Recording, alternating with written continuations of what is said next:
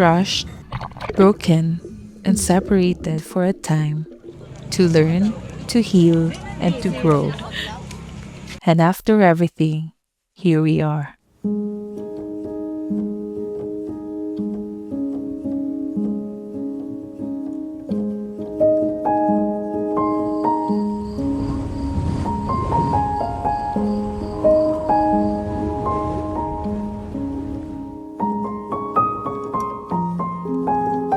Way back college, yung madalas na ginagawa natin after class, pag lunch magkikita tayo. Kung ano yung trip mo, sinasabayan ko. Tapos, madalas sa karinderya, yung ginagawa natin, naalala mo na nung kumakain tayo sa EMs, tapos ang pagkain pa natin, hati pa sa dalawa. Pinagkakasya lang natin yung baon natin back then. Tapos pag pauwi, yung madalas na trip natin, naglalakad lang going to dun sa sakayan mo. Isang order ng sisig, so hati pa tayo nun, diba? So yun yung pinaka-core memory ko. Nakakatuwa balikan na parang kahit that time walang-wala pa tayo, masaya tayo kahit simple. We were just 16, high school sweethearts, young and unaware of how deep love could really go. It started simply. Text messages, secret glances, a love we kept quiet but felt so loudly. Like yung college days natin, yun yung parang survival mode natin. Pero at the end of the day, parang sobrang simple lang ng buhay. But we managed to enjoy the simplest things in life. Puro bata pa mag-isip, puro kalokohan, puro laro. Siguro we needed that separation na para mag-grow kami. Like ako, natuto ako kung paano ako tumayo, paano gumiskarte. Binild up ko din yung sarili ko to be a man. Para syempre sa babae na makakasama ko din in the future. We became part of each other's families. And God was always there, quietly guiding us even when we didn't realize it yet. In 2017, we graduated together. But our dreams led us in different directions. Distance revealed our immaturity. Love turned heavy, and we had to let go. Parang naghiwalay tayo by 25, when you were 25. Dun yung time naman na na-realize ko na yun yung pinaka-best time para ma-discover ko yung sarili ko. It's a different level of maturity, kumbaga, na tinanggap natin ulit yung isa't isa, na nag-grow tayo. Yun nga, na-surpass naman natin siya and we accepted each other again. Yun naman yun. Naalala ko din, parang yun yung lowest part. Yun yung parang pinaka-lowest part ng life natin, both of us.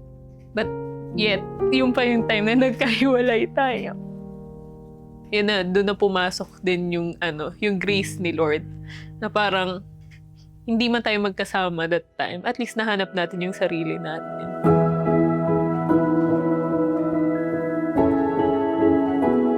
For years, we were apart, learning life on our own, becoming better, becoming whole. I chose healing. I chose God. And I chose to keep growing even without knowing if our paths would cross again. Kung tutuusin, pwedeng nag-let go na lang ako eh. Tapos parang, pwede naman ako na nagtiwala na lang kay Lord na may ibibigay pa sa aking ibang tao. Pero that time, sabi ko, yung forgiveness naman ni Lord yung binibigay ko eh. Parang sabi ko nga ako napatawad. What more ako? Tao ka lang rin naman. And alam ko naman na deserving ka for that. Kaya binigay ko din naman yun sa'yo.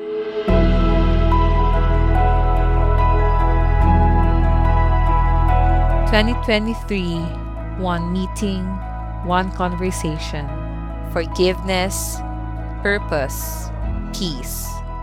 I once said maybe we were made for other people, but we realized we weren't whole back then.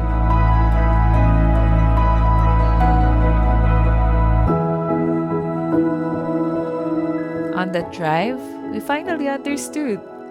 We needed a distance to become who we are today.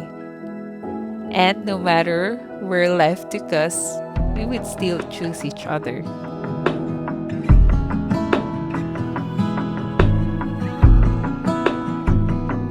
I will always choose you.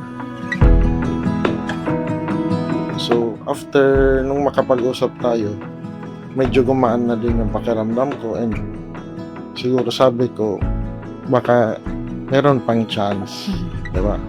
So, yung mga friends natin, inaano naman tayo, itry nyo lang. So, wala namang mawawala. Actually, yung pinaka-big factor na yung friends, parang medyo yung motivation nila na, sige na, itry mo lang kausapin. Pero that time talaga nagpipray ako. Sabi ko, tama ba tong gagawin ko?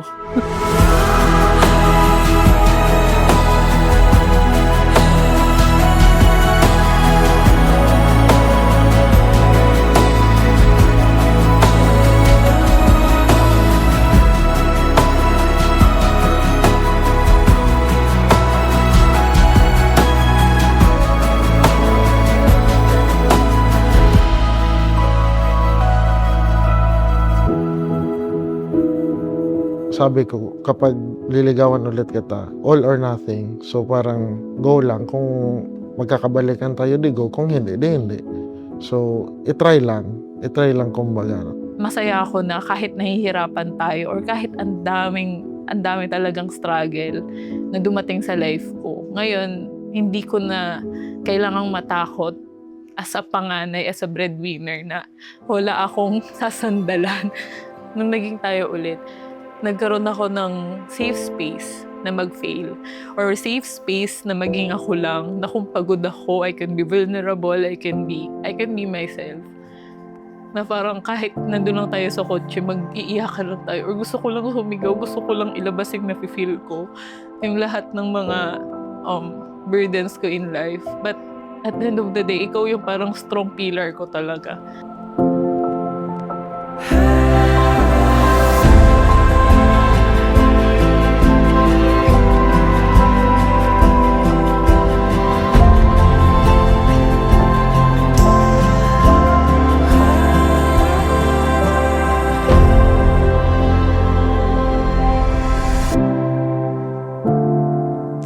When I was listening to a worship song in your car, I realized God's love healed me enough to forgive, trust, and to love again. This love was tested, refined, and written by God. The journey was long, but it was worth the wait. I thank God for you, and I thank God that it's you.